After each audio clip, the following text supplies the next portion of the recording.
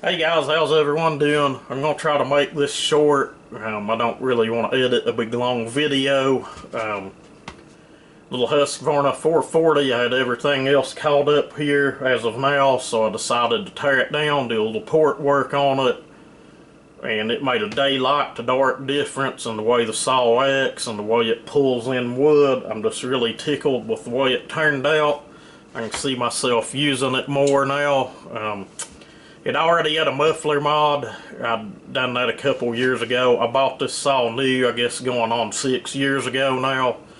We beat the crap out of it for about the first year and a half I had it, and I got into I figured out people were hot rodding power saws, so I started picking up old saws, larger saws, and doing port work to them, and basically what we're doing here on YouTube now. So this one just kind of sits now. I got it out a while back, wasn't happy with the way it ran, and I was like, well, you know what, we're going to port this thing and see what happens. I'm not going to throw time and numbers out because it is a Stratos saw, which means it is an EPA emissions controlled saw, and if I threw port numbers out at you, you're going to either think I'm crazy or it's just going to confuse the hell out of you, because port timing on this thing is totally different than any other saw I've put a wheel on. But it has to do with the Stratos ports. If you're not familiar with those, it's basically a metered air leak. It has two ports that open right before the transfers. It even has its own throttle body to feed fresh air through those. It sits right above the carburetor,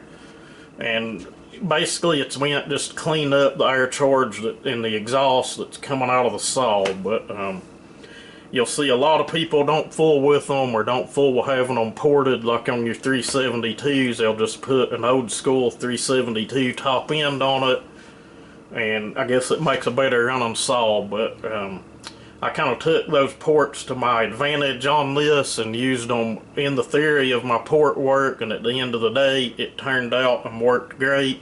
And we have one nasty little 40cc saw. It pulls like a 50 plus cc saw.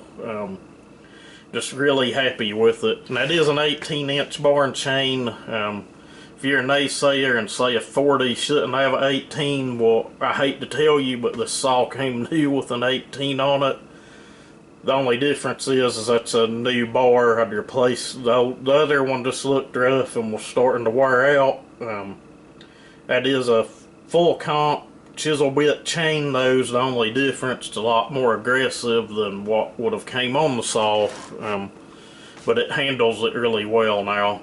It already had a muffler mod, so I didn't have to fool with that. I did advance the ignition timing a little, changed the port timing on the exhaust, widened it, laid a good polish on it, cleaned up the intake port, changed the timing on that what little we could. Couldn't really widen it much due to the design of the piston. Really couldn't widen either port much, but it is what it is. Transfers is where I done, I'm going to say 70% of the work. We done a lot of work there. I left the timing on them alone because I liked where it was at, which was kind of weird that the port timing on the other two ports was way out in the left field, and the timing on the transfers was fine. But it is what it is. Who knows the science behind all of that, but seems to work, I guess. We'll just say it has a really late exhaust opening, later than you're ever going to see on anything. Well, unless it's one of these saws. But now it doesn't. It opens a little earlier and seems to work fine. Polished the Stratos port, so there's no fuel goes through there, so I was able to lay a really good polish on that area, and I guess in the end it worked. Saw's tuned at 13.2, which is not far off from where the rev limiter on the coil's at anyway, so port timing seemed to work fine. There's a really good 4-stroke there, and could be turned up a little hotter than that, but I'm not going to, because there's a clamshell and the bearings actually set down in the plastic body of the saw, which is kind of crazy. The little 340 I have is the same way. Gosh, what else? guys, that's probably about it. I don't know if I said it, but I did advance the ignition time on a couple of degrees as well.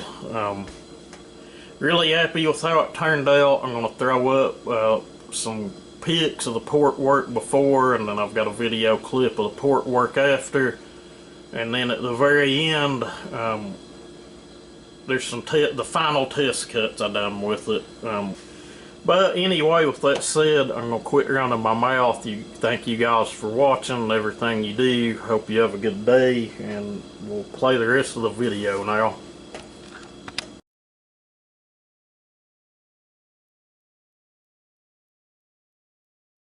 Alright guys, we got our port work done. I'll show you the piston first. Got it all polished up, cleaned back up, the pockets on it cleaned up and opened up. Let's see, lay it down somewhere clean. Cylinder, I'll start the transfers. We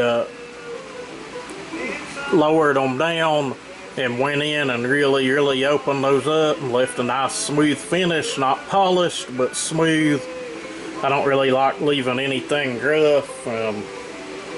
Some people do, to each their own. I like that good crisp throttle response from good smooth ports. Intake port, that thing was kind of angled straight up toward the combustion chambers. What was weird, I'm sure it's to do with the design, but I did flatten it out slightly. I wasn't able to move it as far as I wanted. Exhaust port, changed the timing on it, widened it what little we could, laid a polish on it. You can see it there pretty good. Didn't touch the upper transfers. I did go in and lay a polish on that Stratos port because